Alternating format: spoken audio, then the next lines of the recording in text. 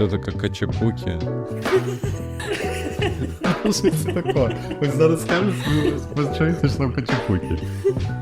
Ні, це Еліот Кіпчогі. Ну, я ж так і сказав. Добре. Файнал питання, напевно. Ти типа нос. Залежить від геля. Залежить від геля, да. Але звичайно, панос худший за тебе був. Гэта падкаст «Беларускі куток». Тут мы размаўляем з беларусамі і беларускамі, больш даведаемся пра жыццёвы досвед, хобі, свет вакол нас і, галоўнае, не саромеемся задаваць нават самыя дурныя пытанні.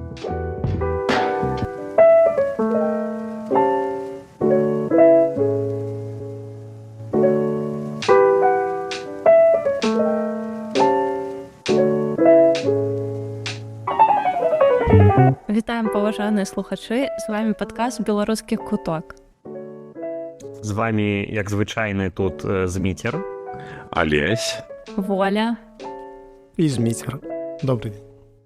Так, у нас сегодня Змитер в квадрате. Не издевляйтесь, это не расщепление, а як это по-белорусски? Асабістасці. Гэта не расщепление асабістасці Зміцера номер 1. У нас просто сёння гость таксама, з якога зовут Дима, Змітра, Дмитро. Называем як хоче гость. В паспорте у меня подписано Дмитрий. Вось, он суперспортсмен, бегун ад праблемаў, багаў і, не ведаю, стартаў. Я Дмитрий, спортсмен-аматор по бегу, плаванию и баскетболу. Раз мы будем размаўляць про бег, трэба понимать, что такое бег. Конечно. Чым бег адрозніваецца ад хадьбы? Наколькі я ведаю, бег — это калі обе ноги адрываюцца ад зямлі, і ты ёсць фаза пролёта нейкая такое. Все так, все верно. Бег адрозніваецца ад хадьбы наличием фазы полета. Когда ты идешь, у тебя одна нога заўсёды касается земли. Когда ты бежишь, у тебя есть фаза полета, когда обе ноги оторваны. Я правильно разумею, то бишь, калі ты будешь просто скакать с места на место, гэта будзе таксама бег?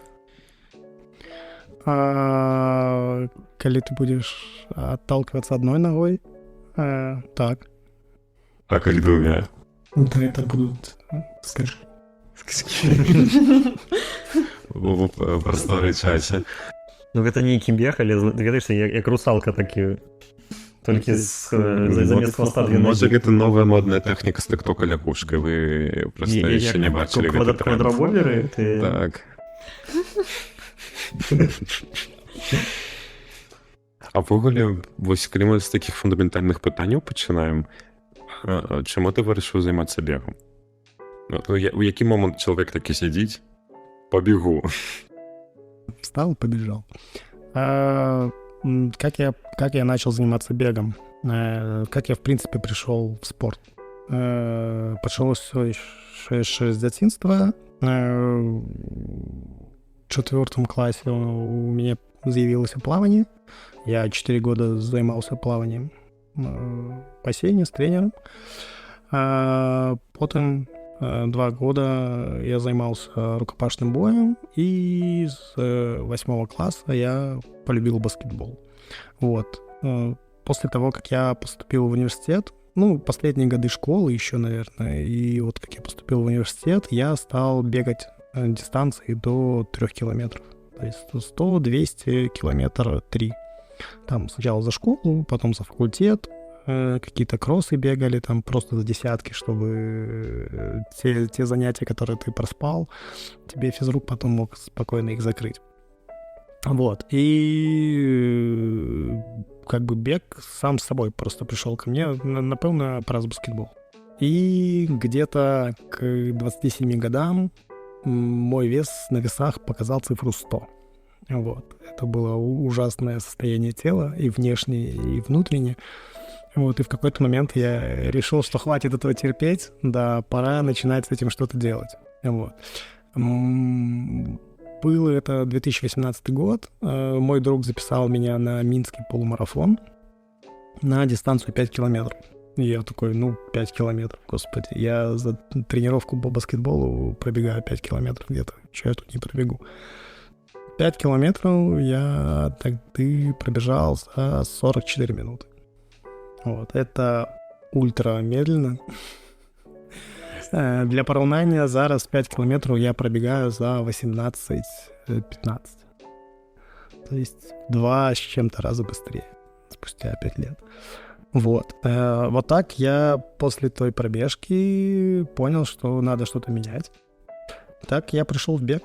Не знаю почему я не выбрал велосипед или там плавание какое-нибудь, но показалось, что это наиболее простой способ начать заняться спортом. Тебе нужны со старта только кроссовки. Вот. Ведаеш, што цікава, я таксама ў 2018 першы раз у жыцці паўдзельнічаў у мінскім паўмарафоне, таксама на 5 кілометраў першы раз рашыў выбраць. І калі я зразумеў, што трэба неяк падрыхтавацца, я такой, па карце вырашыў паглядзець, колькі гэта 5 кіламетраў у звычайным жыцці, потому што гэта незразумела, як гэта шмат ці не. І я на той момант жыў каля Мінск-Міра, там, дзе быў аэрапорт Мінск-1, і 5 кіламетраў гэта ад майго дома было да плошчы Пабеды. І калі я гэта зразумеў, што звычайна гэта на соткі ты проста едзеш, і гэта не проста, таму што пешкам гэта ісці, гэта будзе цяжка.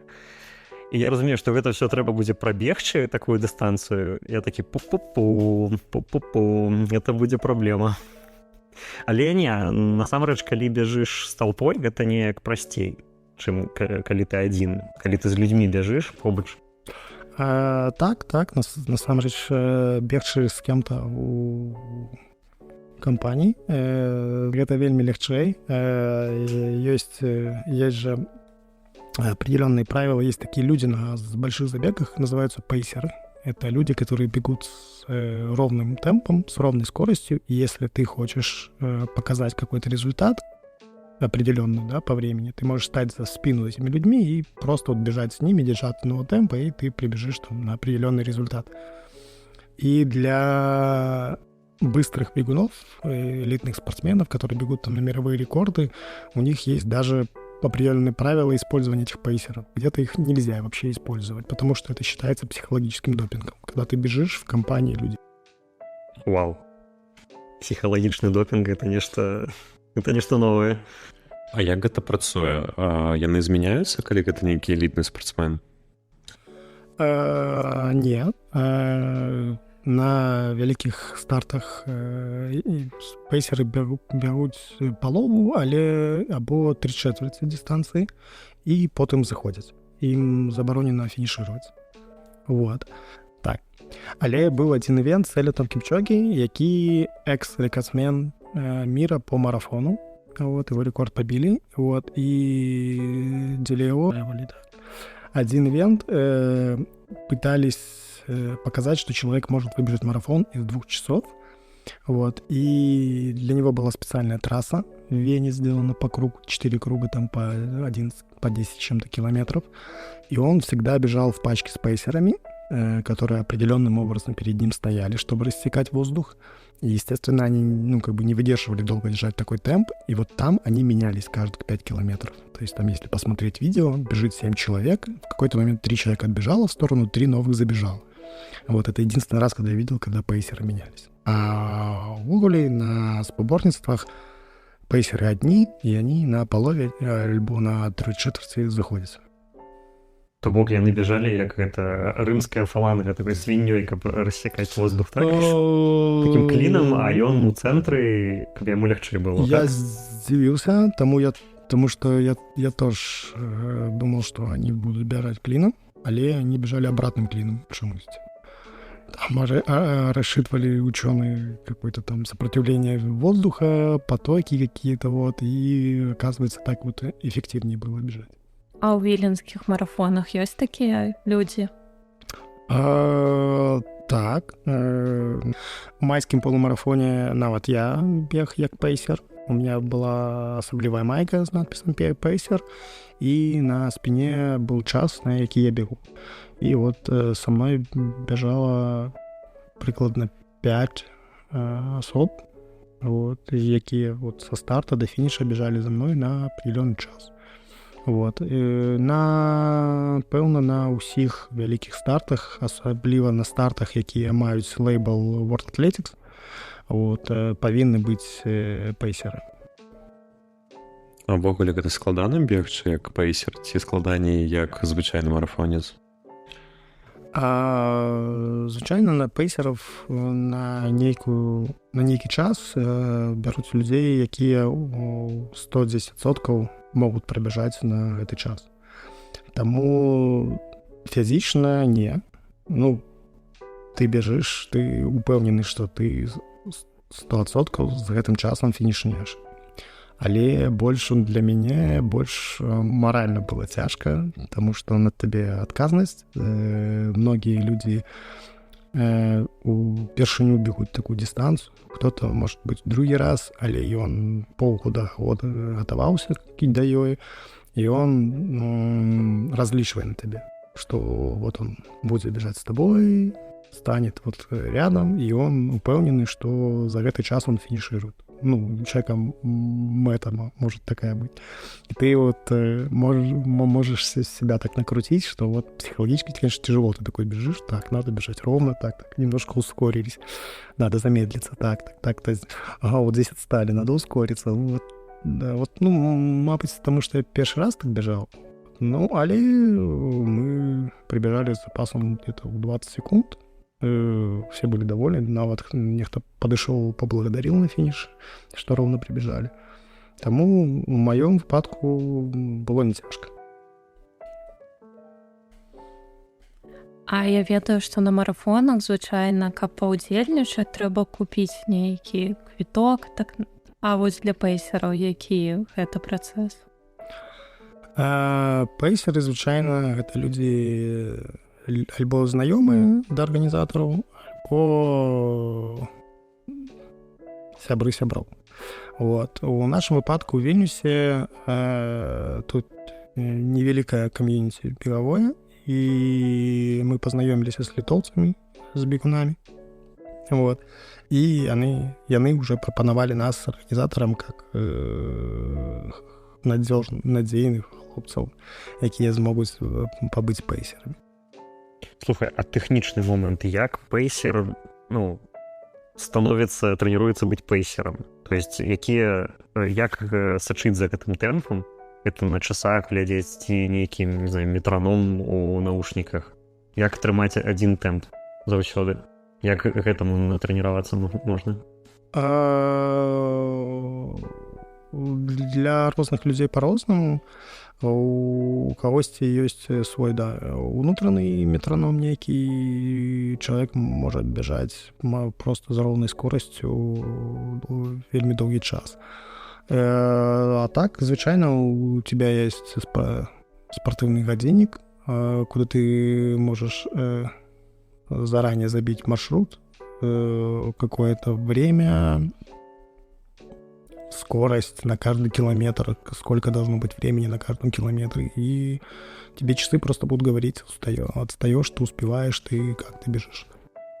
То бок не заўсёды адна хуткасць. Яна змяняецца ад кіламетра к кіламетру, ты сам плануеш маршрут. Дзе хутчэй, дзе трошкі збавіць. Калі ты бежыш адзін, ты можаш настроіць, як табе удобна. Вот. Калі ты бежыш як пейсер, ёсць тры выпадку. Ты бежыш усю дистанцию роўна, не ускоряешься, не замедляешься, это першы. Ну и, собственно, два других. Ты починаешь трошку медленней, заканчиваешь, ускоряешься. И наоборот, ты начинаешь быстро, и в конце просто уже там на последних силах добегаешь. Что последний кейс самый плохой. То бок, які табе звычайна больш падабаецца? Мне больш падабаецца ўсю дыстанцыю бяжаць роўным тэмпам, але як робяць прафесійныя спартоўцы і зараз вот больш тренер, меня вот так тренируют, что начинать надо всегда медленнее, чем финишируешь. Финишируешь быстрее. Это называется отрицательный сплит, когда ты первую половину дистанции бежишь медленнее, чем вторую. А в ogóle ёсць нейкія, типу, не ведаю, пейсеру пад замову, як бізнес, каб купіце мяне і побегу з вами. Пейсер на час. Так, аренда нейкая. Так, такое, напэўна, ёсць. Ёсць, не клубы, но прям целые напрамки, спортсмены, якія зарабляюць гэтым, што ездзяць по стартам, предлагают свои услуги, как пейсеры. Особенно это важно для профессиональных бегунов на больших каких-то марафонах, когда люди заявляются там на мировой рекорд, либо просто на рекорд трассы. Пейсерам обычно оплачивают и дорогу, и проживание, и плюс еще платят как зарплату деньги. Ого. Это нейкая незвычайная сторона гэтай ўсёй бегавой тэмы. Таму што, то, што пейсеры існуюць, я ведаў, так. Але тое, што гэта сапраўдна можа быць як бізнес, што табе нанімаюць, ты з замоўцам, так, заказчыкам, з замоўцам, мабыць, ляціш у нейкі спецыяльны марафон, у іншую краіну. Гэта неяк дзіўна. Напэўна, у прэс-рэлізах трэба паглядзець. Прэс-рэлізах невялікіх стартаў. У Парыжы, калі была лёгкая атлетика. И просто по году, когда проходят старты, в пресс-релизах должны писать, обычно пишут, на какое время заявляются элитные спортсмены и есть ли нет пейсеры. И обычно даже разные спортсмены могут своих пейсеров даже привести. Самое видное, что пейсер же не атрымае ніякіх узнагарод, так? Ему оплачивается дорога, ему оплачивается проживание, и ему оплачивается зарплата. Ніякай медальки за то, что он пробежал, не будет. Диплом пейсеру. За удзельніцтва. Special for pacers. Што? Я трохі не разумею. То есть пейсеры бягуць хутчэй за спартсменаў? Ці яны пачынаюць раней? Ці як гэта? Гэта працуе наступным чынам. Ты можаш хутка абяжаць нейкую дыстанцыю. 5-10 километров. И далее у тебе не хапае сил держать такую скорость. И все одноразование от профессиональных спортсменов. То есть пейсер бежит 10 километров, и у него заканчиваются силы. Но профессиональный спортсмен может еще 10 сверху таких же пробежать километров. Вот у них чым разница.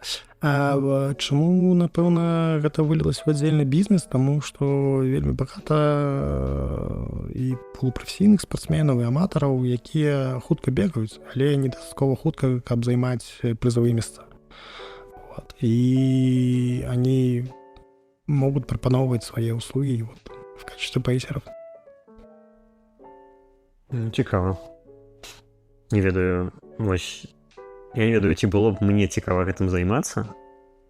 Калі я ставлю сабе на гэтае месца, то бок, гэта цікава, што цябе могуць, калі ты добры спецыяліст, добры пейсер, цябе могуць замаўляць у іншыя краіны, ўсё гэта аплачваецца, але калі ты просто для цябе кожны гэты марафон, гэта нейкае сабыцце, гэта просто звычайная праца, гэта неяк убівае саму матывацыю гэтым займацца, мабыць. То бок, цябе ўжо не цікава, для цябе гэта не дасягненне прабегчы, напрыклад, паўмарафон ці марафон. Ты займаешься гэтым як заказ номер 3, заказ номер 4 и... Так. Потому что досягнение это у меня, у тебя досягнение. А у профессиональных спортсменов, полупрофессиональных спортсменов, яны бегаюць полумарафоны 3 разы на тыждзень. Таму для них пробежать полумарафон як пробежать тренировку.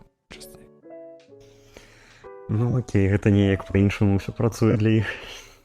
Это як параўнаць нават у аматараў. Я завтра зранку побегу 22 километра. Як тренировку, там, с хуткими вставками, и потом пойду на работу. А для когось 22 километра это полжыцця гатавацца трэба. А вось увогуле, ці ёсць нейкія гештальты такія ў свеце бегунства? Там, умоўна, што нават для гэтага прафесіянала, который бегае гэту трэніроўку проста як сняданкі ест, вось прыбежаць ці зрабіць гэта вот штосьці такое крутое. Для прафесійных спортсменаў? Ну, магчыма, увогуле ў свеце. Мабыць, для прафесійных спортсменаў нібыта як выступ на Алімпіядзе. Гэта, напэўна, вельмі добрая ачыўка для прафесійнага спортсмена. Ёсць марафон як алімпійскі, як это правильно называецца? Олимпийский марафон? Ну так, что такое. Ёсць алімпійскі марафон, і алімпійскі марафон праводзіцца ў апошні дзень. Ён закрывае кожную алімпіяду. І там таксама медалі ўсё ёсць. І таксама ёсць медалі, ўсё ёсць, но если мы размаўляем про прафесійных спортсменаў. Таму што для аматараў такого на алімпіядзе ніколі не было.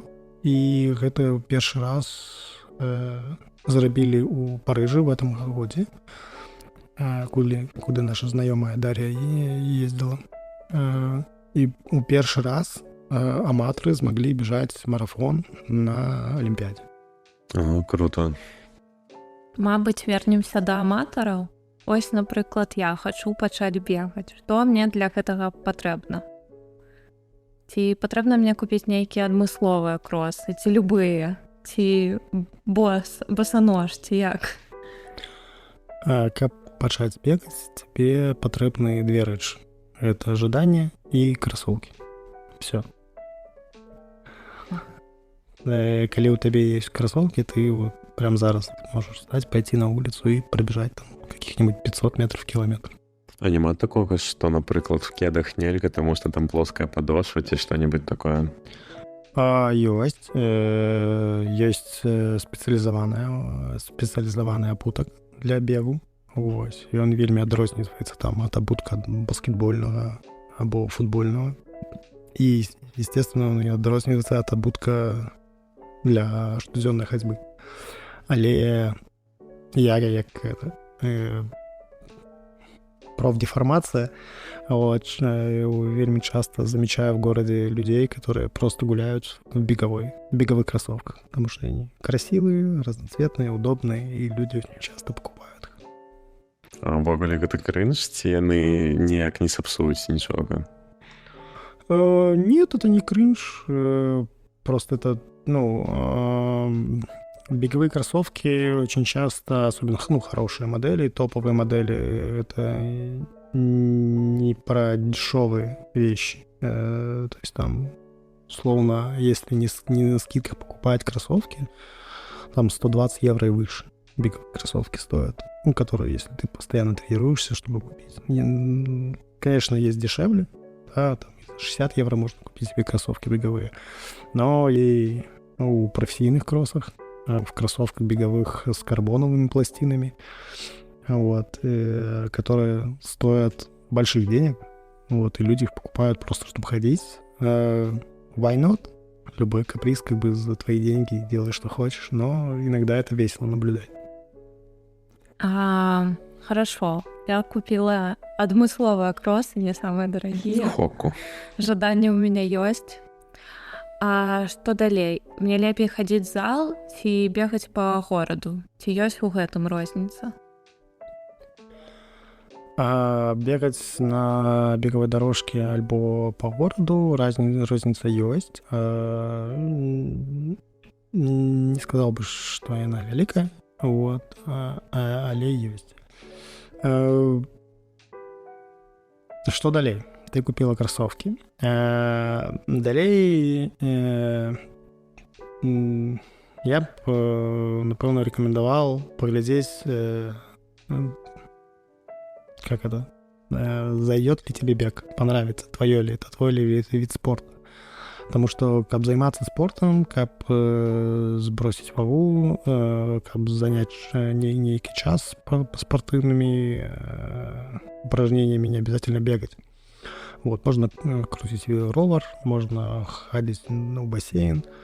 Вот, тому Первые пробежки, вот выйти на первую пробежку 1-3 километра в легком, очень легком темпе, пробежать, посмотреть, как тебе это заходит. Вот. Тут вельми часто люди допускают помилку. Чому? Тому що починають нестись на всі гроші. Вот. Через раз 3 хвилины у человека розовые щеки, пот ручьем, отдышка, и он такой: ну, в баню ваш бег, я пошел смотреть сериал и пить пиво. Вот. Бег должен быть в кайф, он должен быть медленным, и когда люди спрашивают, а вот какую мне скорость держать, как мне вообще, вот у меня там ни часов, ни пульсометра какого-то спортивного, как мне вообще контролировать свой бег? Есть очень простой способ во время бега что-то проговаривать периодически, и у вас не должна появляться отдышка. То есть ты бежишь в таком темпе, чтобы можно было что-то говорить. Как только ты бежишь, тебе уже тяжело, появляется одышка. Ты не можешь что-то сказать, вот так вот начинаешь разговаривать, замедлись. Значит, ты бежишь чересчур быстро. Вот. Я бы пропоновал начать вот такие невеличкие дистанции, 15 минут бега, просто посмотреть, зайдет тебе или нет. І яшчэ вось пытанне. Я ведаю, што неяк на пятку, на носок, на ўсю стопу. Ці патрэбна мне адразу нейкую тэхніку сабе ставіць, намагацца неяк правільна бегаць? Это уже другое пытанне. Пасля таго, як ты зразумела, заходзіць сабе бег альбо не, трэба зразумець, якія мэты ты перед сабой ставіш. Ты бегаеш для сябе, для здароўя, альбо ты жадаеш нейкія ачівкі получить, какие-то рекорды поставить, не знаю, участвовать в соревнованиях, потому что это будет абсолютно разный бег. Для этого нужны будут абсолютно разные там и те же кроссовки, и, не знаю, там вся остальная экипировка. И от этого очень сильно будет зависеть, как тебе надо бегать, с пятки, с носка и все остальное. Зависит это в плане того, что если ты вырежешь сделать бег больше, чем просто занятки для здоровья, то я бы рекомендовал заниматься с тренером. Вот. И які паглядзіць на твою тэхніку бега, як ты ставіш ногу, як ты ўвогуле двигаешься падчас бегу, і с ним уже абмеркаваць, патрэбна нешта правіць, не патрэбна. Як паказвае практика, взрослые люди, сформировавшиеся люди уже бегают так, как бегают. И что-то менять в них уже довольно поздно. Вот. Это очень часто вопрос, как правильно бегать. С носка, с пятки, еще с чего-то. Но не совсем корректная постановка вопроса, потому что бежим мы всегда с носка.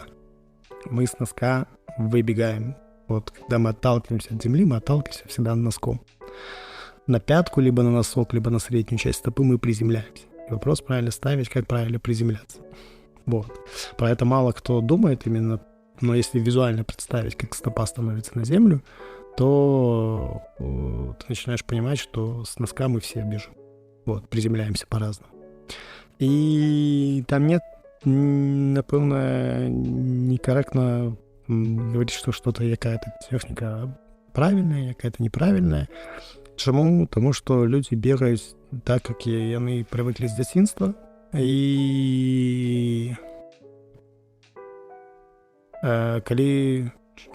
коли чоловік біжить з п'ятки, і у нього немає ніяких проблем со здоров'ям, там не болять колени, не отдає куда-то в поясницу, и он довольно худко бегает, и довольно долго тренируется, и никаких проблем немає, пускай бегает с пятки, вопросов нет. Очень много спортсменов, профессиональных спортсменов бегают с пятки. То бок не існуе якога-то анатамічна толькі аднаго правільнага варыянта для нашай стопы, як это должно быть, павінна быць. Да, сейчас мне потом накидают где-нибудь там в комментариях, да. Я бы сказал, что, ну, это будет особистый мой погляд. Анатомично, если калі ты знімеш абутак і по пяску, по траве спрабуеш прабегчы, ты с пятки не пробежишь. Ты будешь бежать с носка. А приземляться куды? И приземляться ты будешь на носок. На среднюю часть стопы, альбо на носок. Если ты разутый приземлишься на пятку, то твое колено выйдет из чата шаг на 3, наверное. Треба поспробовать. В чем одно? Когда ты бежишь на пятку, вся разница в биомеханике, как тело принимает удар, который приходится, когда ты приземляешься на землю. Вот. И когда ты приземляешься на пятку, очень сильный стресс идет именно на суставные части. На голеностоп, потом идет колено, потом поясница и так дальше выше по телу. Вот. Когда ты бежишь на среднюю часть стопы, либо на носок, у тебя анатомически работает амортизация лучше. Вот. Удар как бы он есть, от него никуда ты не денешься, поэтому велоспорт менее травмоопасный, да, чем бег, допустим. Вот, в плане ударной нагрузки. Вот. Но если ты бежишь на носок либо на среднюю часть стопы, у тебя меньше вот этот вот ударный эффект на суставные части идет. Вот. По-хорошему бежать, я бы сказал, ну и я так бегаю, красавчик. Вот. На среднюю часть стопы. Это когда ты приземляешься на чуть раньше, чем мизинец, вот на эту косточку, и у тебя идет перекат на носок вперед. Вот. И очень многие кроссовки так построены, что у них есть перекат со средней части стопы на носок, которые там немножко там помогают тебе комфортнее этот перекат делать. Але я таксама зараз вспомніў, што я бачыў у крамах, таксама шмат бегавых красовак, у якіх стопа стаіць пад наклонам, пятка вышэй, і на пяткі такі тоўсты слой гуму на падошве. Гэта падаецца, каб для тых, хто на пятку, каб ім было менш удара, для тых, хто на пятку прыземляецца. Напэўна, так. Я вельмі часта, калі глядзеў увогуле дагэтуль гляджу рекламу бегавого абутку, довольно часто показывают, как спортовец ставить кроссовок на пятку и прожимать. Какая мягкая пятка. Я все думаю, навошта вы гэта робіце, калі гэты кроссовок предназначен, чтобы бежать, ну, как бы со средней части стопы. Но вот в один момент меня осенило, что да, есть же процент людей, которые приземляются в пятку. Поэтому им, скорее всего, важно, чтобы пятка была большая, мягкая и с большим перекатом вперед, чтобы как бы кроссовок толкал вперед. Але есть кроссовки у прошлом годзе есть кроссовки, якія былі ўвогуле без пяткі. Гэта вельмі забаўны кроссовок. Не памятаю назву фирмы, то ли Сайкани, то ли Мизуна, выпустили кроссовки, якія без пятки, без, ну, там минимальная пена на пятке, и он довольно смешно выглядает, потому что он стоит на подвозе, ну, як же женская туфелька. Только наоборот, без каблука. Так. Вау. Я думал, ты одразу маешь на увазе кроссовки, якія без задника, потому что были модные кілоти. Это кроксы некие. Ну, типу кроксы, так. Я ось бачу, у New Balance такі робили. Але, оказывается, так, это быццам абцас, толькі наадварот, в инверсии. Раз уже вспомнили про кроксы, про буток и про все это, пару годов тому американский студент довольно хутка, напэўна, за 3 гадзіны марафон пробежал у кроксах. И ничего себе не зламаў, не вывихнул, нормально жыве далей. Слухай, а ці ёсць нейкія спаборніцтвы бегавыя, дзе ў рэгламенце бегчы басіком трэба? Ці гэта неяк вельмі было б дзіўна? Я Я таких не ведаю. Нудзійскі марафон. Довольно шмат людзей бегаюць паўмарафоны, марафоны на босу ногу. І ў Вільнюсе такія ёсць. Ну, гэта мне падаецца проста цяжка, таму што звычайна ж марафоны праходзяць па вуліцах горада, а гэта ці асфальт, ці плітка, ці... Аднойчы мы з сябрамі былі ў отпуску і чамусьці... мы паехалі на заплыў спаборніцтва, і я просто не браў з сабой бегавыя красовкі. Навошта? Все взяли. И утром в отеле на завтраке все такие, ну что, типа, одеваемся, идем на пробежку. Ну, какая пробежка? У меня нет кроссовок. Такие, ну, мы все идем, мы команда. И я 5 километров бегал босиком по городу, по-моему, город Бари был итальянский. Вот, нормально босиком пробежался. Але, напэўна, я ўсё дзяцінства футбол басіком граў, таму для мяне гэта невялікая праблема. Ну, не, тут не про тое, што будзе там мазоль ці неяк скуру будзеш рэзаць, про тое, што вось гэты удар аб асфальт больш перадаецца праз стапу, таму што ты без падошвы абутку. Так, але гэта не смярцельна. Ці быў ты ў шкарпэтках? Не. У меня вось ты падняў гэтую тэму пра мазолі. Дык як з усе вось гэтыя гісторыі, што калі ты бежыш марафон, у цябе там пазногці адвальваюцца, ўсё такое, а тут ты нават вогуле без абутку. Ёсць такія гісторыі, ногаць адвальваецца, калі у табе дрэнна падобраны альбо дрэнна завязаны абутак. Вот, потому что у меня есть у практицы старты у одних и тех же кроссовках, когда я бежал марафон, и все было окей с ногтями. А через 2 месяца мог бежать полумарафон и минус 3 ногтя. Просто перетянул, чуть стопу вперед засунул, как-то закрутил шнурки, ноготь бежит, натирается об сетку кроссовка, и через час, представляешь, ты час бежишь, и у тебя там каждую секунду шаг. Вот. И через час ноготь говорит тебе привет. А ёсць вогуле нейкія лайфхакі, як правільна там зашнураваць трэнеркі перад бегам? Каб такога не было. Не чуў пра такія. Напэўна, ты з вопытам сам понимаешь, як табе зручней зашнураваць кросовкі. Яны не должны табе перадаўліваць ногу, каб добры крываток быў. Это, наверное, па-першае. А па-другое, каб кросовак не болтался. Ну, мой сэнс. Але крокс, вот ты расказаў, што хтосьці прабежал у кроксах, яны же не фіксуюцца на назе. Фіксуюцца, у кроксах ёсць такая, как это, на пятку. Ну, мои кроксы все еще повольно ходят з ёю.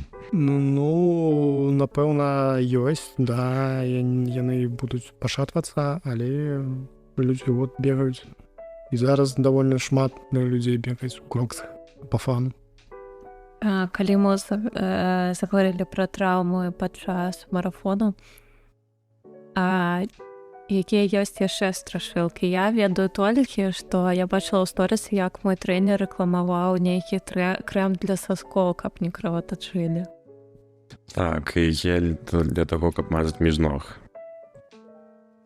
Між ног, не між пальцаў ног, а між ног. Ну, так. Но в сэнсе не полавыя органы, а вось ногі, вось гэту частку шырэйшую, таму што калі ты бежыш, у некаторых яна націраецца, і універсальная такая, тыпу мазь зорачка, якая мазалась так на смачкі ім і між ног.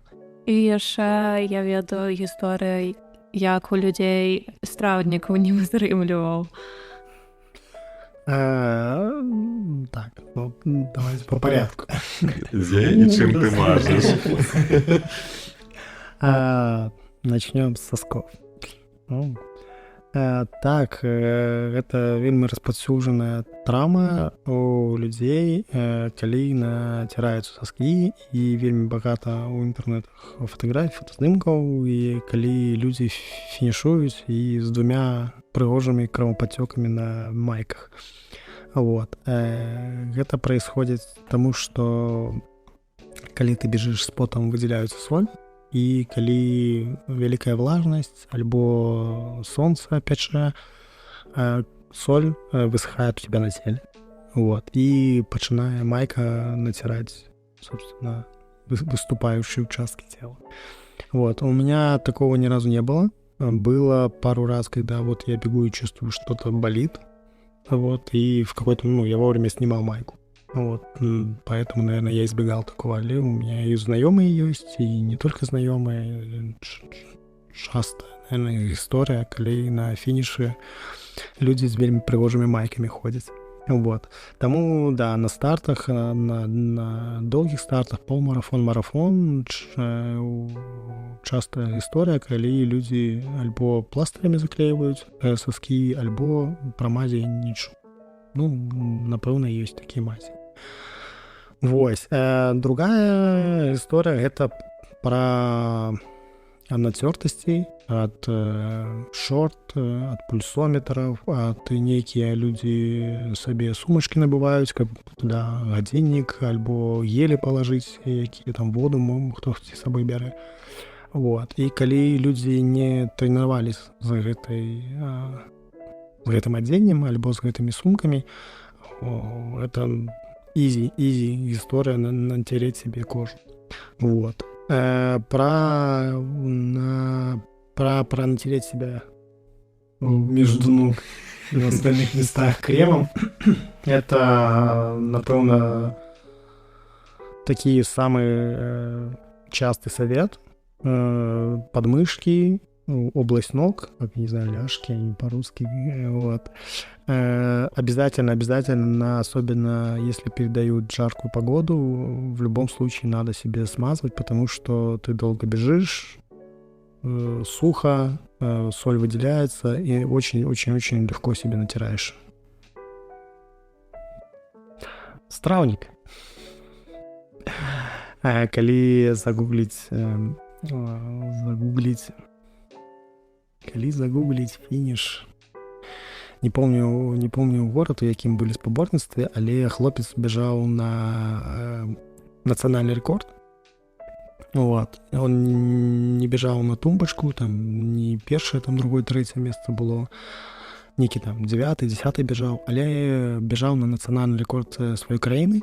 Вот. І у яго на фінішным кіламетры уже здаў страўнік, і там вельмі неприемные фотоздымки, коли финишный километр хлопец бежал в полностью коричневых ногах. Вот. Это были не тайцы. Вот. Были такие выпадки. А из смешного есть так само вельми забавный финиш лидера, кто бежал на першее место, и у него порвались шорты спереду. А професійныя спартоўцы бегаюць only в шортах, без бялізны. Вось. Таму ён бежаў і вярцеў сваіх сапернікаў, паказваў, на чым он вярціць сваіх сапернікаў. Я не ведаю, каму іх нават больш дрэнна было. Таму са страўнікам ці гэтаму з шортамі? Напэўна, таму са страўнікам. Блин, як это обидно. Ты бяжыш на рэкорд, ты ведаеш, што тебе ўсё атрымаецца, будзе шмат фотаздымкаў, але на ўсіх... Ой, это жах нейкі. З развіццём моей, я думаю, он замазал ужо дзе-нибудь в фотошопе. Інтэрнэт памятае ўсё. Так. А ввогуле, чаму так атрымліваецца? Чаму здае страўнік? У тебя, па-першае, постоянный стресс, потому что ты бежишь, скачешь, это по-першае. По-другое, калі ты бежишь хутка, у тебя у напрузе увесь организм, все мышцы. И калі ты бежишь доўгі час, организм устае. І па-трэцяе, гэта бывае, калі спартовец нешта з'ядае не то, нешта жирнае альбо малочнае. І тады жды 100% жды прывет на трасе. То бишь гэта здае страўнік, як, напрыклад, пасля 3 гадзін спортзалу такое адчуванне. Ну, так, напэўна. Мне здаецца, основываясь на відосах з інтэрнету, мне так падаецца, што страўнік у чалавека здае пры любым выпадку, калі цела лічыць, што яго пытаюцца забіць.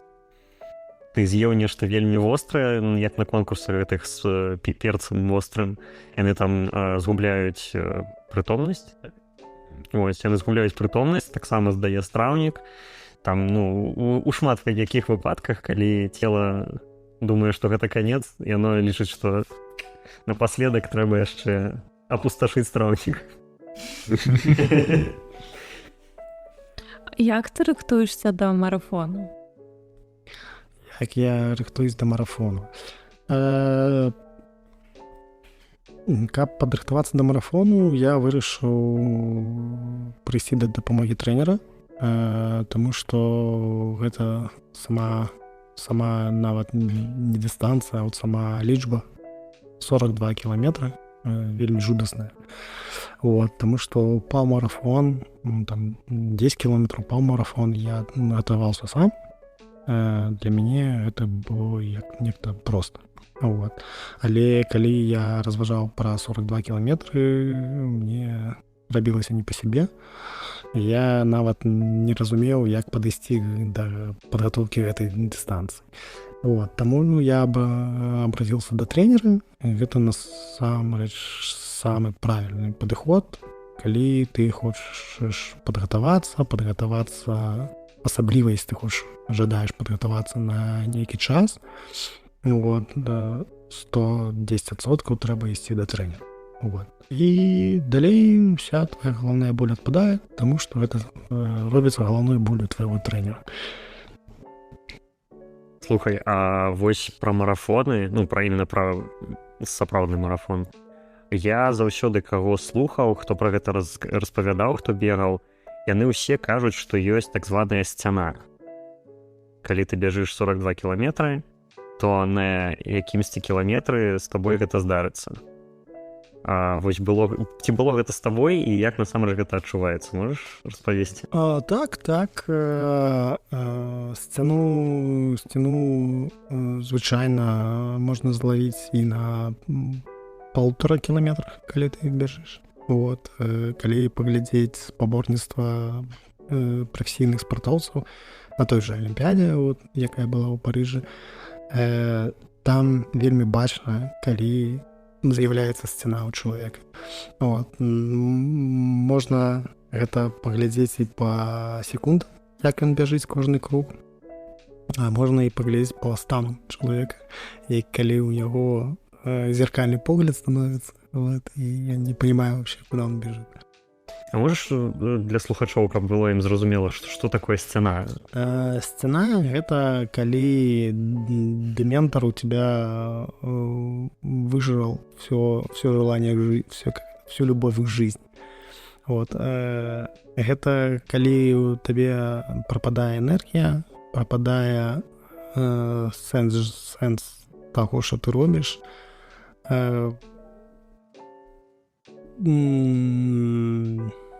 Нават не ведаю, як лепш апісаць. Давай так. У мяне гэта было некалькі разоў. Вот. Гэта было і на марафоне, гэта было і на полумарафонах. Здарывалася. Случалось.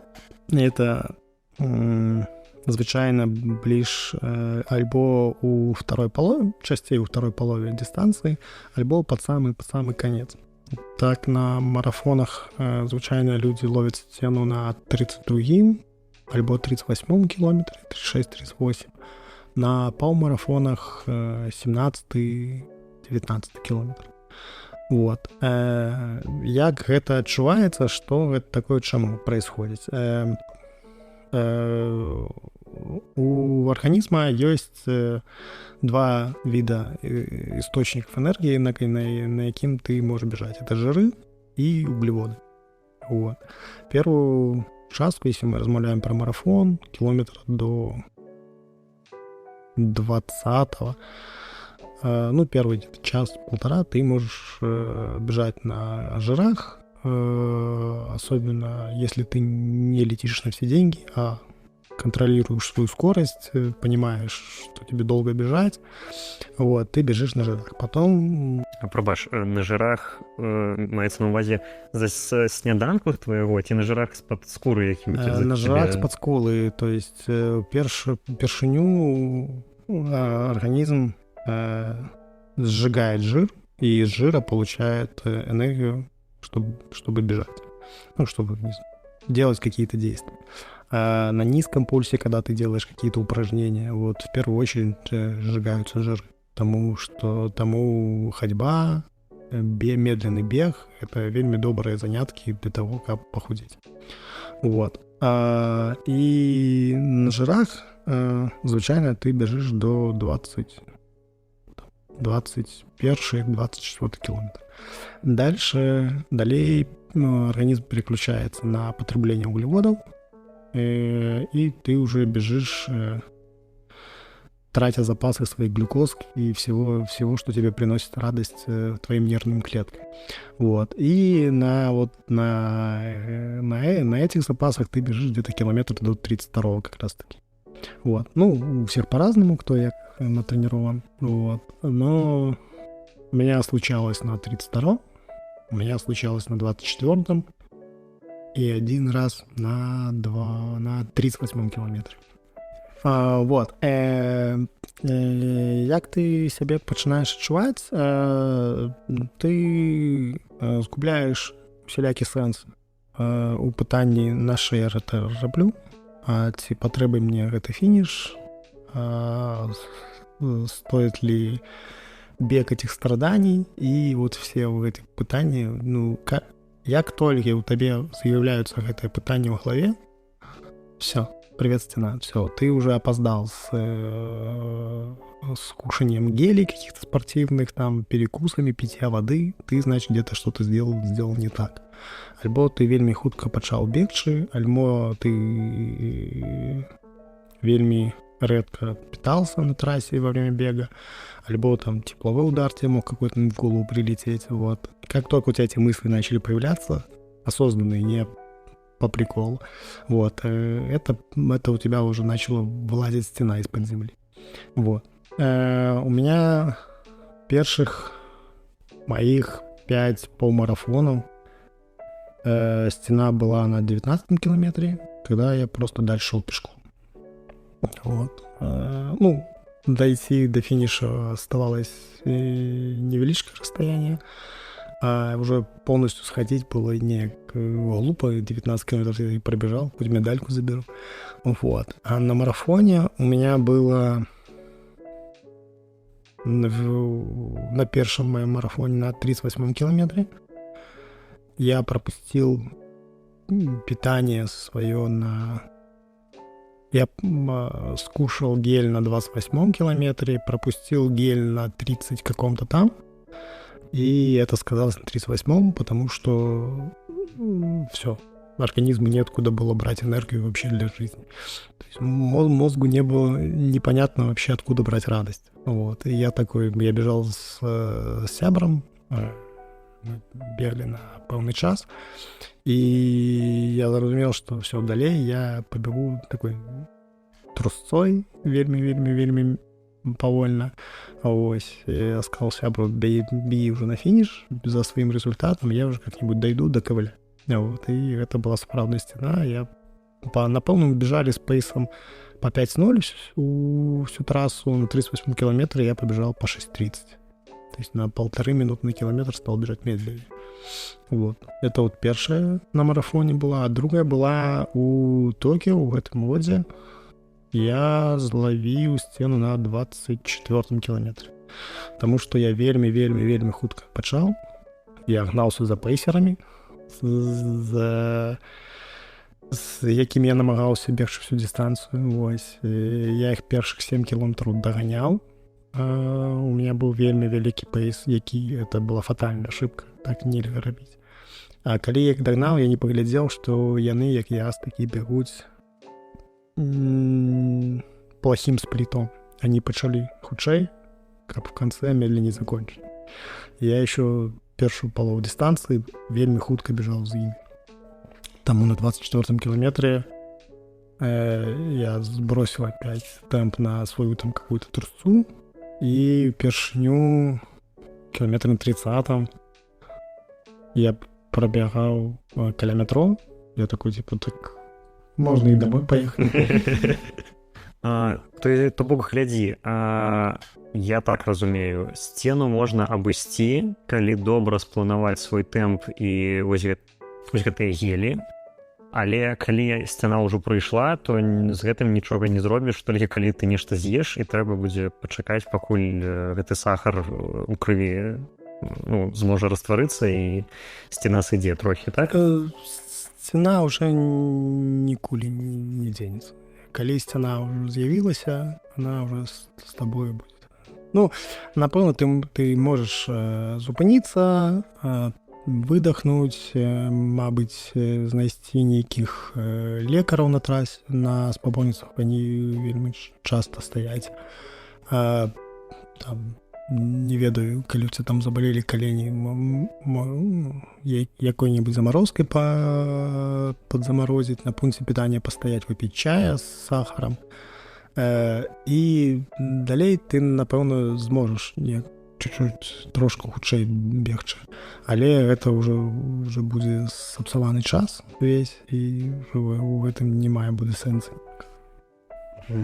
А што за гелі, пра которые ты казаў? Гэта, тыпу, штосьці з глюкозай, што яны сеяўляе? Что за гели у них? У них какие-то специальные спортивные гели. Яны п'ють гелі для того, щоб вокаль здарили. Это профессиональные бегуны з гелями. На самом деле, это вельмі простая рэч. Часцей за ўсё гэта нейкае варэнне, скомбинированное с водой. Может быть, добавлены какие-то там микроэлементы для того, чтобы дорожей их продавать. Вот. На самом деле, это по адчуванням гэта варэнне з водой. Просто упакованыя ў 60-миллиметровыя такія тюбікі, якія вельмі зручна на трасе адкрыць і з'есці, каб следующую гадзіну бяжаць і не думаць нечым. А тут, калі ў Вільнюсе быў паўмарафон, я ў ім не ўпаў, я 10 кіламетраў толькі удзельнічаў. Там было у пакеце удзельніка розныя гэтыя, там нейкія батончыкі, мне падаецца, хлеб яны туды паклалі чамусьці. І вось там былі 2 гэтых пакетика такого геля.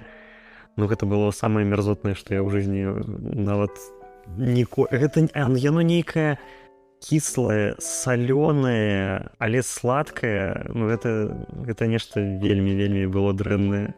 Іх вельмі шмат производителей гелей. Ёсць танныя, ёсць вельмі дарагія. Мне падаецца, то было вельмі танны. А ёсць нейкія там ужо полупрафесіянальныя гелі, там ужо нават нейкае не варэнне з водой, а нейкая хімічная формула, да, ты прям нейкае желе выдавливаешь і з'едаеш. Вот, ёсць розныя гелі. Звычайна то, што кладуць у стартавыя пакеты, я такія гелі выкарыстоўваю на трэніроўках. Таму што калі нешта з страўнікам случыцца, после того, как ты его съешь, не так страшно, можно тренировку там переделать. Вот. На трассы, на спаборніцтва ты, звычайна, бярэш з сабой гелі, якія ты ведаеш, якія ты 100 раз пратэсціраваў, і ты ў них упэўнены. Раскажы, калі ласка, пра свае персанальныя рэкорды. Так, персанальныя рэкорды... На самом деле я бегал на рекорды только 2 дистанции, это марафон и полумарафон, а остальные дистанции я пробегал как тренировку. Вот. 1 километр я нават і зусім ніколі не бегал на всю хуткасць. 5 километров я бегал за 18 хвилин 15 секунд. 10 километров я пробегал за 39 хвилин. Полумарафон у этом годе я пробег за 1 годину 27 хвилин 10 секунд. И 2 года тому я пробег марафон за 3 годины 9 хвилин 39 секунд. Вось такие. Ну, калі ты пачынаеш бегчы на результат, ты пачынаеш трошку заганяцца цифрамі і запамінаеш. Ну, плюс я гатаваўся. А раскажы яшчэ пра лепшыя марафоны і як туды трапіць? Насамрэч няма такого паняцця, як лепшыя і там не лепшие марафоны. Кожны год во всем свете проходит великая колькасць стартаў, ну, в том числе и марафонаў. Вось, і ёсць 6 марафонаў, якія аб'яднены у, як это сказать, ну, як у серыю? Ну, как это в одну, господи, группу, одним ивентом, каким-то одной идеей. Ось, это называется 6 мейджор марафонов.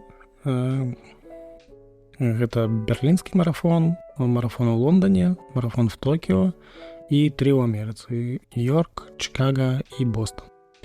Вось, на гэтыя марафоны нельга просто зарэгістрывацца, просто прийти и купить слот. Табе патрэбна спачатку зарэгістравацца на латарэю. Вось, потым, калі ты выйграў латарэю, табе даецца месяц або 2 месяца, каб аплаціць участие в марафоне. Вось, если калі ты не оплатил, то твой квиток передаецца наступному человеку через день. Вось. У 5 з гэтых марафонаў можно отобраться праз лотерею, и Бостон единственный марафон, куда ты можешь попасть только по результату. То есть если там разделены люди по группам по возрасту, и у каждого возраста есть свой минимальный порог, по которому можно попробовать попасть на марафон. Допустим, в моем возрасте с 26 года будет 3 часа. Если я пробегаю марафон за 3 часа, я могу подать заявку. И если меня заапрувят, тогда я смогу купить слот. Слухай, а вось глядзі, ты быў ужо на паўмарафоны ў Мінску, у Токіо ты быў на марафоне, то вось, а ў чым розніца? Мабыць, нейкая арганізацыйная ці...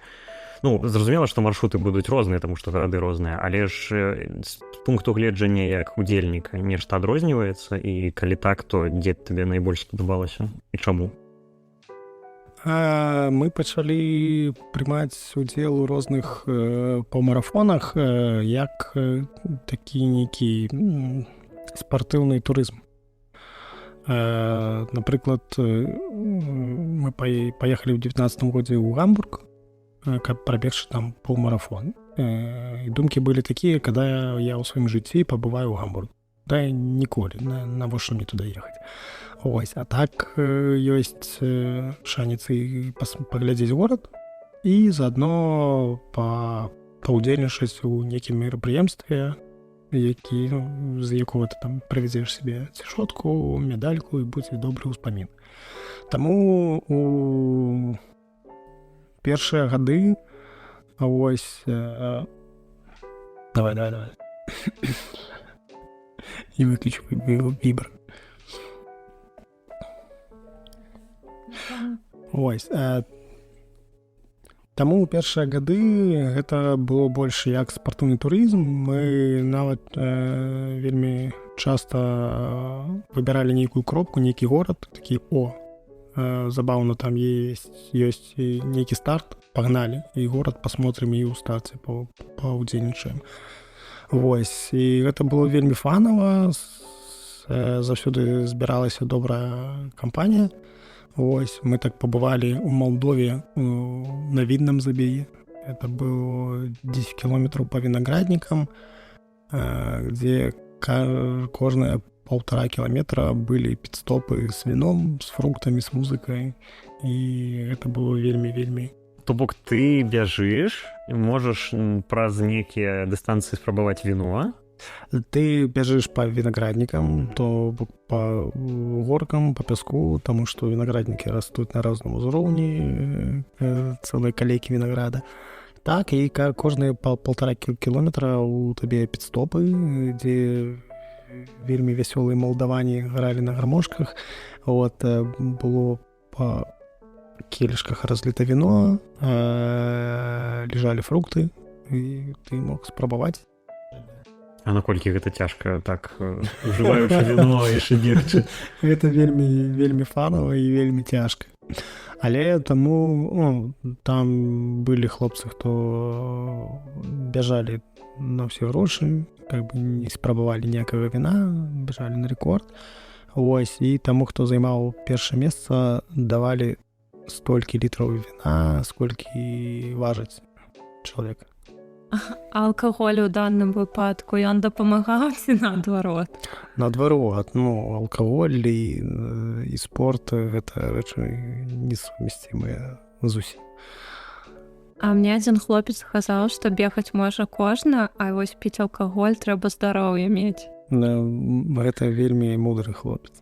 Я з ім пагаджаюся на все 100%. Мы аднойчы з маім калегам з працы пайшлі неяк замест зала. Пасля працы мы планавалі пайти ў зал, але нешта апынуліся неяк у бары. Ось, і пачалі піць піва, і ось калі мы ўжо так добра выпілі, пайшлі дадому, і мы нешта началі адзін аднаго так падначваць. Неяк, а вось зараз пойдзем, пабегаем, а пойдзем, а вось пойдзем, ну і пойдзем. І мы прыйшлі на дарожкі і 5 кіламетраў беглі пасля піва. І гэта было Это тяжко. было вельмі дарма выпітае піва, потому что, скорее всего, вы прыйшлі трезвые домой. Шановні слухачі, ось сколькі Зміцер нам расказваў гісторыі, на все пачынаецца, што ён кудысьці ішоў, а потом наказаўся ў бары, а потом гэты бар скончыўся ў іншым месцы. Колькі шмат гісторый можна так... Можно нават целый подкаст такой сделать, истории, когда ты куда-то шел, а оказался... Зміцер і бар. Так, у нас... Я могу парочку тоже накинуть. У нас уже був випуск Льохи Цмойки, буде Зміцер і бары. І треба кидати. Змитер и сбитий. Как так назвать? Мне падабаецца, добра. Вось, а адказвае на пытанне, чым адрозніваюцца старты, у чым сэнс пасяшаць розныя. Першае гэта пара года, які яны праводзяцца, да, вельмі добра бяжаць пачатку вясны альбо осенню, і вельмі дрэнна летам альбо зімой, по понятным причинам. І таксама старт адрозніваюцца рэльефам, трасай, як ты бяжыш. Бываюць, як, вот, напрыклад, траса ў Валенсіі. Гэта, напэўна, самая плоская траса ў свеце. А вось. І, напрыклад, паўмарафону ў Вільні, калі на 9 кіламетры ты выплёваеш лёгкі і праклінаеш, вообще все паднімаеш в горку ў Вінгіс-парк. Вось. І з тых паўмарафонаў, які я пасяшаў, вельмі спадабаўся гэта Гамбург. Как раз вельмі прыгожы горад, вельмі добрая падтрымка насельніцтва, вельмі плоская траса. Вось добрыя результаты там паказваюць людзі. І гэта Германія это 100% вельмі добрая арганізацыя. А ўвогуле, насколько для цябе важна вось гэта падтрымка людзей? Калі там хтось стаіць, камон, ты самы лепшы. Калі ты бяжыш на результат, напэўна, табе без разницы. Я бег аднойчы паўмарафон результат у лесе просто адзін по прямой дароге. И ты бежишь на все грошы, и ты не думаешь, там, кто там тебе машет, не машет, крышит, не крышит.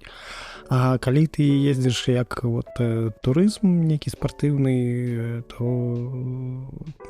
чым больш падтрымкі, тым больш добрых успамінаў потым з саревнавань. А хутка будзе марафон у Берліне, ці паедзеш ты туды? Так, я 3-й год запар выйграў слот да Берліну. Вось, гэта быў мой першы марафон у 22-м годзе. Тады я прабяжаў его за 3,5 гадзіны. Вось. І 23-м годзе я не паехаў, таму што не памятаю чаму. Вось, а ў гэтым годзе ён юбілейны, 50-й. Вось, і я зноў выйграў туды лотерею и нават даже не думал, сразу же все оплатил, чтобы поехать. Поэтому, да, вот 29 сентября мы поедем в Берлин. А чаму ты вырашыў вось так вось? Не ведаю, 3 разы аж пабываць у Берліне. Ці вельмі спадабалася траса? А Берлін гэта доўгі час быў марафон, дзе ставіліся сусветныя рэкорды. Той же Кіпчогі ставіў рэкорд на марафоне ў Берліне ў 23-м годзе, калі я першы раз бежаў. Гэта было вельмі прыемна, асабліва таму, што на медалях у Берліне, звычайна на лицевой стороне, заўсёды былі изображены нейкія людзі. І у них быў перыяд час, калі яны изображалі алімпійскіх чэмпіёнаў на медалях. І ў 22-м годзе там быў изображен Кіпчогі, і он поставил светлый рекорд, обновил свой же рекорд. И это было вельмі смешно, потому что на медали Кипчоги отдали медаль, на котором был Кипчоги, который держал медаль с Олимпиады, на которой был Кипчоги. Рекурсия Кипчоги. Вот. И Берлин очень крутой по поддержке. Это вельмі плоская трасса, это близко, вельмі танна ляцець туды. І в Берлін я кожны год рэгіструюсь, калі выйграю, езжу.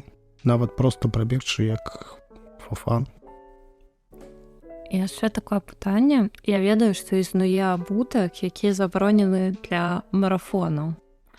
І вось, калі ён дазваляе хутчэй бегчы, і ён забаронены для марафонаў, для каго гэты абутак існуе? Абутак. Калі мы размаўляем пра абутак, так, ёсць, напэўна, абутак забаронены для карыстання прафесійных спартоўцаў. Вось. Окей, давай пра забаронены спачатку паразмаўляем. На шасейных стартах, як вот паўмарафон, марафоны, вот эти вот соревнования, забаронены кроссовки с подошвой толще 40 миллиметров. То есть если больше 40 миллиметров подошва, это запрещенная обувь для профессиональных спортсменов. То есть тебя, как любителя, никто с гонки не снимет, не оштрафует, как бы ты просто бежишь, потому что ты не претендуешь ни на какие призы. Вось. А уже люди, кто бежит у приза на тумбочку, там уже есть определенные правила легкой атлетики, которые там запрещают какие-то вещи использовать. Вот в том числе кроссовки с толщиной больше 40 миллиметров. До какого-то года, по-моему, до 15 или до 16 года запрещали кроссовки с пластинами карбоновыми. Там была аргументация, что это тоже какая-то механическая чит. Тому было заборонено бегать в кроссовках с пластинами этими карбоновыми. Если говорить про дорожку, какие-то средние дистанции, когда люди бегают на стадионе, там толщина запрещена больше 25 миллиметров. Слухай, а вось калі казалі пра падтрымку, пра тое, што як гледачы табе падтрымліваюць, тут вось пытанне я зараз успомніў. А ты калі бегаеш, ты бегаеш у слухаўках? То есть ты чуеш, што адбываецца? Ці ты бегаеш з музыкай? Ці? На самих соревнованиях? Не, на соревнованиях я ніколі ў слухаўку не бегаў, таму што, неяк это странно, мабыць, ты едзеш у другі горад, там другие люди, там нейкая свая такая атмасфера праздника на трассе, а ты бежишь і слухаеш музыку. Я ее вельмі шмат слухаю на тренировках, таму ні разу на соревнованиях я з музыкай не бегал. Я заўсёды бегаю без слухавак, але на тренировках, напэўна, 75% я бегаю ў слухаўках.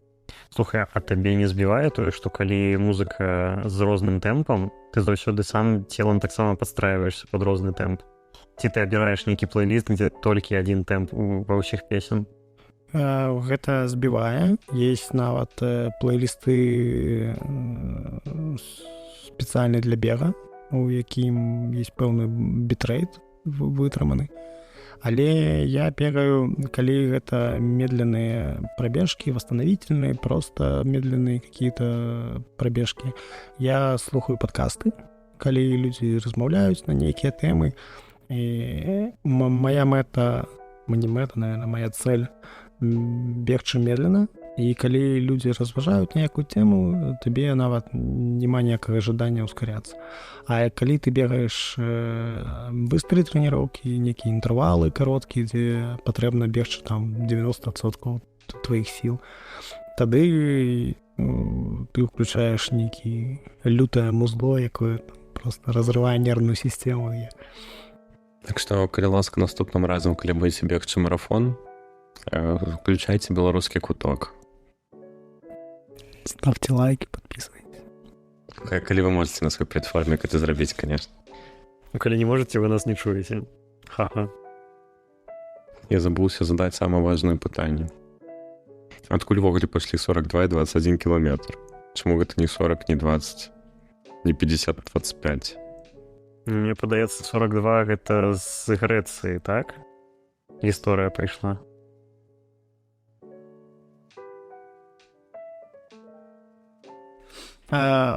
Так, вельмі добрае пытанне, калі мы размаўляем пра марафон і пра бег. Гэта розныя рэчы, іменно сама лічба і сама назва марафон. Пачнем, напэўна, з першага, з самой назвы, адкуль вообще взялось вот это вот мерапрыяцце. Гэта все так, з Грэцыі, есть такі горад Марафон. И по легенде после битвы отправили гонца в Афины сказать, что битва выиграна. Там, по-моему, по легенде вся армия полегла, но они типа сдержали персов, и отправили гонца, там раненого какого-то добежать. Он добежал до Афин, бежал в главные ворота, сказал, типа, мы там выиграли, и умер. И по легенде, в честь вот этого вот подвига, вот этого конца, сделали забег. Забег. Назвали его марафон, потому что он бежал из города Марафон.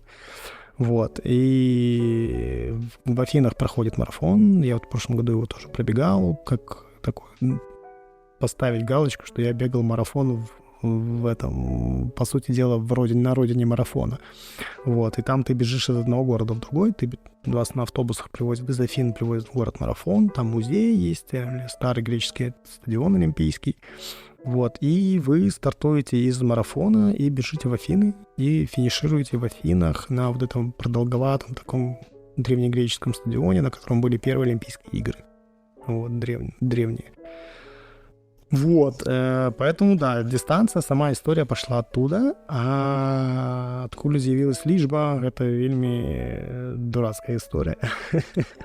Вялікі час марафон быў розны. Было 39 километров, было 43, 42, 40. И не так давно, на самом деле, устаканили цифру. Ее устаканили на марафоне, на Олимпиаде. По-моему, в Лондоне была Олимпиада в Англии. И ее зафиксировали первый раз до ложа королевы. То есть спортсмены должны были бежать там 39 с чем-то. Не хватало для того, чтобы там королевская семья видела финиш этой всей дистанции. Потому что марафон считают типа королевской дистанцией. Вот. И вот в тот момент ее продлили, зафиксировали, и с тех пор она стала 42 километра 195 метров.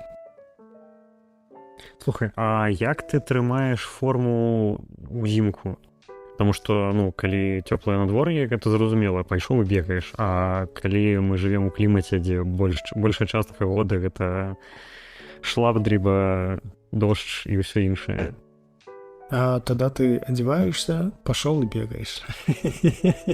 Серьезно? Не ў зале, не на дорожцы? Насамрэч зімой добрая частка тренировок праходзіць у манежы. Ось, не ў усіх гарадах ёсць манежы, у Вільнюсе ёсць такой манеж, але ў манежы ты звычайна робіш нейкія хуткія работы. Бегаеш інтэрвалы, нейкія кароткія дыстанцыі хуткія. А ўвесь наступны час усе там медленные, повольные восстановительные тренировки ты робишь на улице.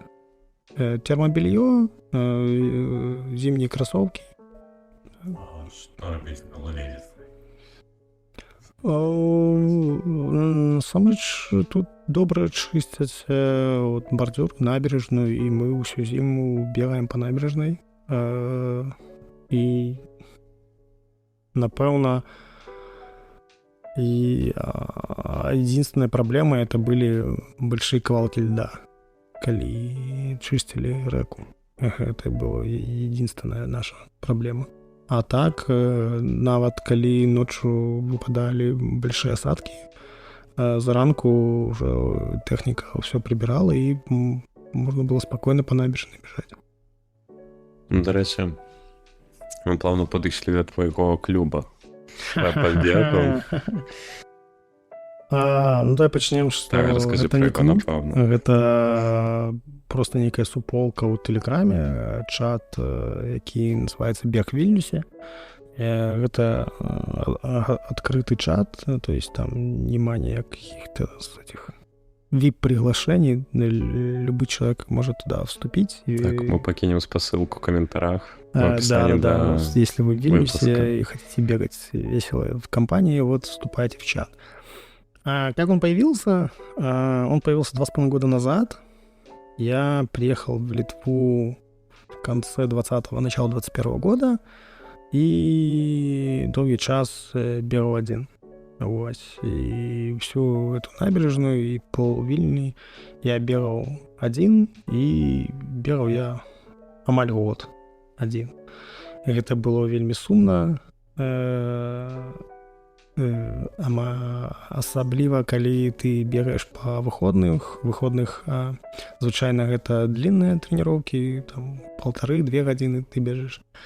І аднаму нават з падкастамі гэта надаедае.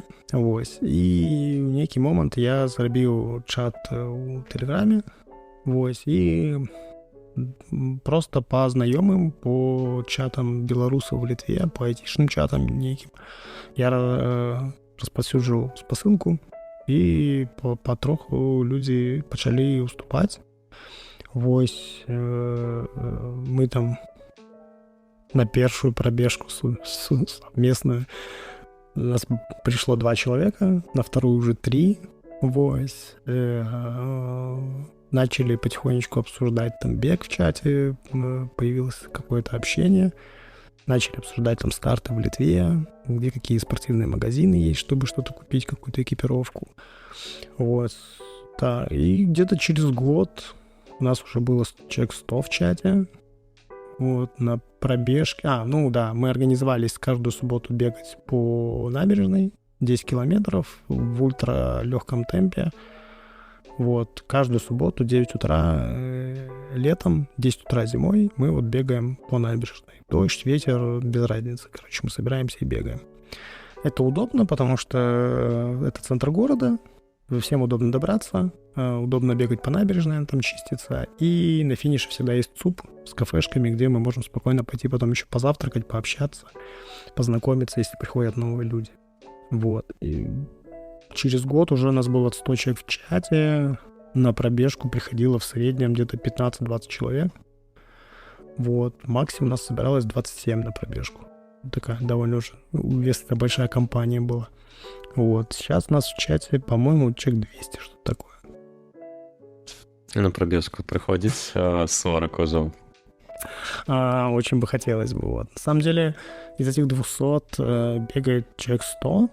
Ну, так, очень много бегает. Вот. Ну, на пробежке приходит человек стабильно 10, но бывает больше. Вельмі клёва.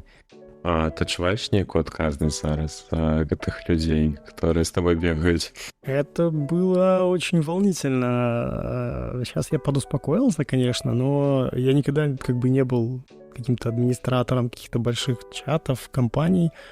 И первый, наверное, год я прям переживал, что там надо там анонс сделать пробежки в субботу, там новые люди добавляются, надо какого-то бота добавить, чтобы он какое-то приветственное сообщение человеку давал. И я прям загонялся. Я прям, даже если у меня там не было тренировки в субботу или не получалось там побегать, то я хотя бы приезжаю, просто там поздороваться с ребятами, сфотографировать их, короче, и уезжать. Ну и первый год прям такая отказность, и прям я сам себя что-то загнал так сильно, очень переживал, что да, типа вот, я тут ребят сорганизовал, а сам слился.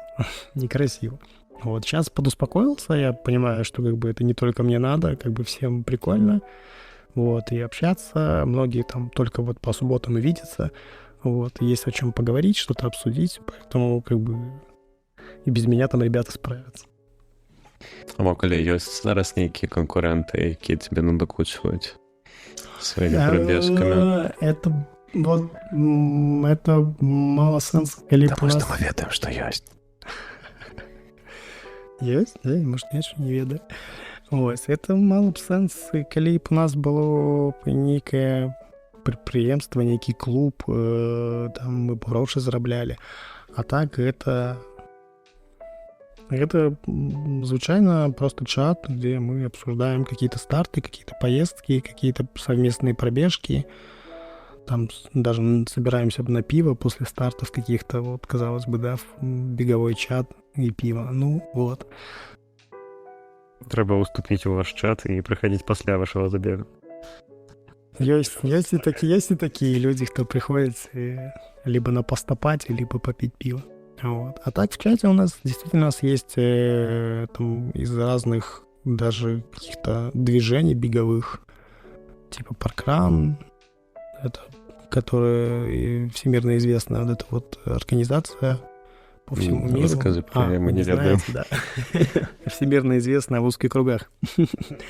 Паркран — это активность по субботам, 5 километров, бесплатно, организованная чисто на волонтерских началах. Начало свое, по-моему, движение в Англии и распространилось по всему миру. Суть в том, что вы заходите на сайт паркрана, просто открываете карту, смотрите, есть ли в этом городе паркран. Вы можете путешествовать, вы можете быть в отпуске, еще где-то, и вам, допустим, хочется с кем-то побегать. Вот, вы можете, если на сайте паркрана есть этот город, то, значит, 100% в субботу в 9 утра будет 5-километровая пробежка, на карте будет отмечено, где она начинается. В этом суть паркрана, что они все одинаковые, все в одно время, все вот так организованы. Они бесплатные, плюс они там сделали QR-коды, ты финишируешь, твой финиш еще и в табличку заносится, ну, считай, как полноценные соревнования. Вот, и в разных городах прям там по 1000 людей собирается, просто прийти там с палочками пройтись, бабушки приходят там.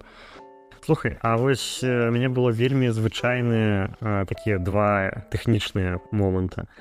Вось першае, калі шмат людзей пачынае бегаць, і так было і ў мяне, і я ведаю шмат у каго, ты пачынаеш бегчы і пачынае баліць бок. Ці левы, ці правы, ці спачатку левы, потом правы, ці наадварот. Што гэта? Мабыць, ты ведаеш. І як з гэтым бароцца? Мабыць, ёсць нейкая тэхніка, як гэта не даводзіць да гэтага, ці калі да гэтага дайшло, што рабіць, каб гэтую боль не спыніць? А калі да гэта дайшло, трэба прыпыніцца і аддышацца, супакоіцца і пайсці домой. Вось. Нечакана. Да, каб арганізм адпачыў. Чаму гэта на начальных этапах з'яўляецца? Таму што гэта непрывычная нагрузка для арганізма.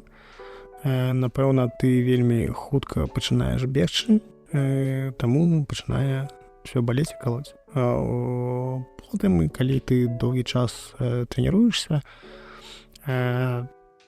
такое можа здарыцца з табой, але калі ты ўжо там будзеш бежаць на нейкім старце, на нейкі час, вельмі хутка, і там на половой дистанции оно начнет тоже покалывать. В таких случаях очень часто помогает выдыхать на ту ногу, когда ты наступаешь на ту ногу с той стороны, которая болит. Если колет правый бок, старайся выдыхать на каждый наступ правой ноги. Вот. Но это уже когда ты долго тренируешься, бегаешь, и там ты бежишь там на какой-то результат. Если это в самом начале, скорее всего, ты быстро либо много начинаешь бегать. Просто я знайшоў для сябе такі нейкі быстры і просты спосаб, як ад гэтага пазбавіцца, некалькі разоў моцна і поўнасцю выдохнуць. Как это? Персональные лайфхаки никто не отменял никогда.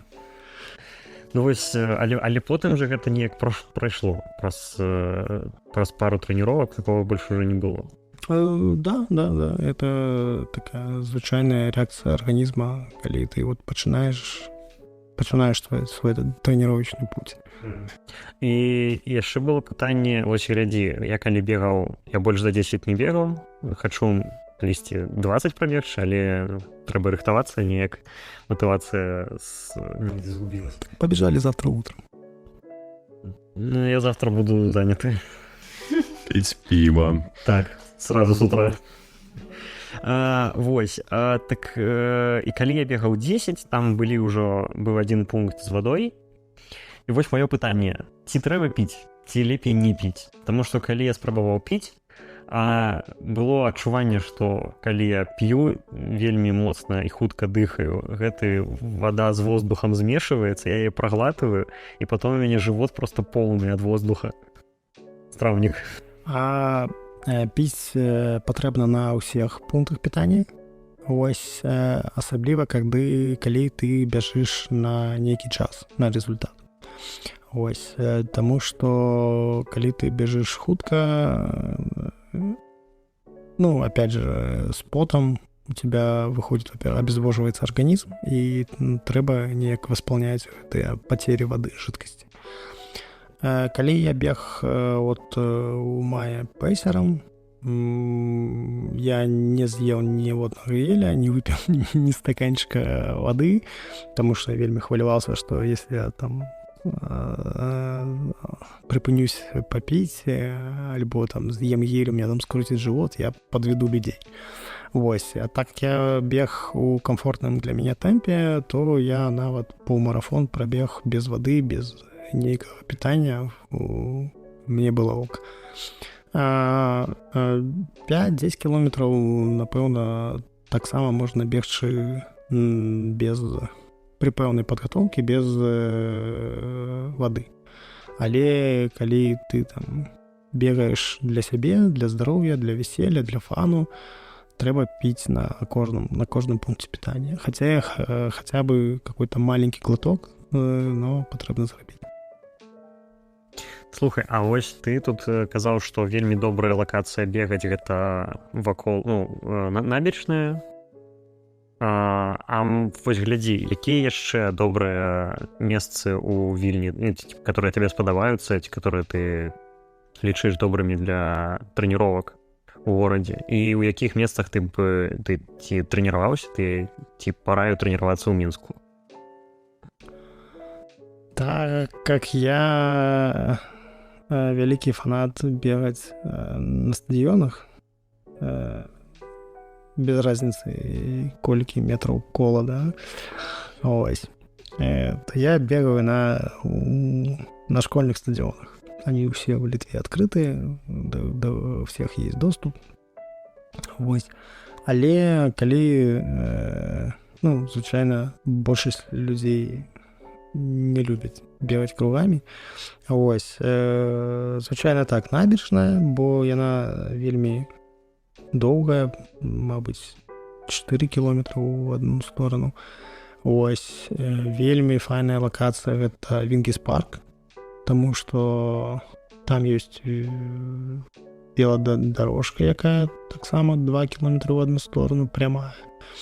Ёсць шмат дорожак па кругу па Вінгіс парку кругамі. Таксама ёсць і всялякія горкі, спуски вниз. Это кто любит силовые всякие беги, тренировки. Прям Вінгіс парк вельмі добрая локацыя. Ось. Я жыў на Баравой, ось, і там было ўжо не шмат тады яшчэ квартала пастроена, але тады ўжо была крутая сетка велодорожак, ось, па Новобаравой. А калі мы бегалі ў горад, мы бегалі Цнянскае водахранилішча, там нават праводзяць забегі вельмі шмат. Таксама велодорожка, якая працягваецца праз увесь Мінск вдоль рэчцы, так, 20, по-моему, 25-26 кілометраў в одну сторону. Ось.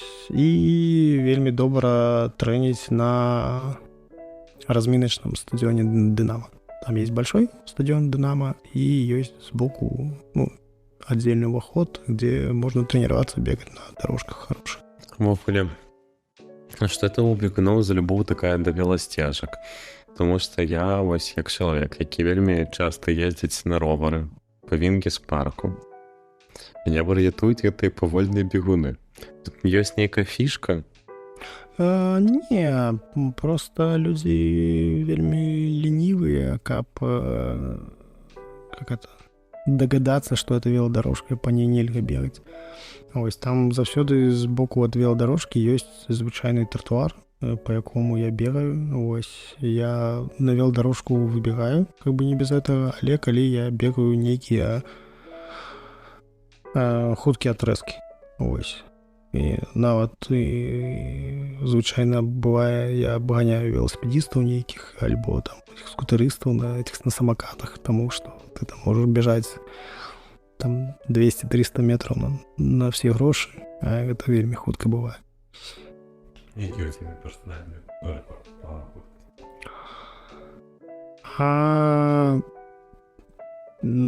я апошні раз бег 400 метров в Менску, это был 20-й год. Оказывается, коли проводятся республиканские спаборніцтва по легкой атлетике, на эстафету можно было регистрировать аматорские команды. Ось. И мы от Новобаровой зарегистрировали 4 команды на эстафету, 4 по 400. И участвовали, нас по БТ показывали. Просто это было очень смешно. Вот. И вот там мы бежали 4 по 400, и тогда я пробежал 400 за 58 секунд. Это был темп 2 минуты 25 секунд на километр. Вот. После этого я такое не бегал, потому что как бы нема в этом сенса. Ось. Поглядзім у наступным роце.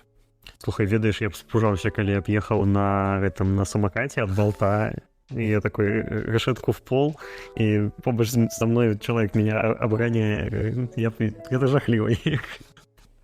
Так, хто хутчэй, ты ці болт самокат? Я.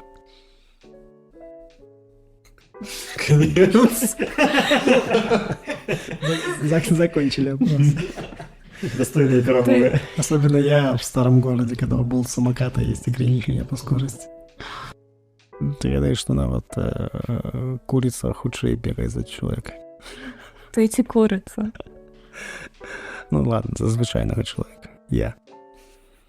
Дмітрий Шумак, першы чалавек, які абагнаў курыцу. Ты ці разумныя чарапахі? А яны вельмі хуткія, ці што? Нет, А што за разумныя чарапахі? Я- Разумные черепахи. Это сказка, что не читали детскую сказку про разумных черепах. Якія жывуць у каналізацыі Нью-Йорка і не до того. Та якая погнала зайца на Так, так. на споборництвах. А. Так. Але заяц был глупый, а я нет. Тому я. Что можно завершать? Всем дзякуй. Так, з вами был беларускі куток. Сёння з вами размаўлялі Алесь. Воля. Зміцер. И Дмитрий. Всем пакуль. Пакуль-пакуль.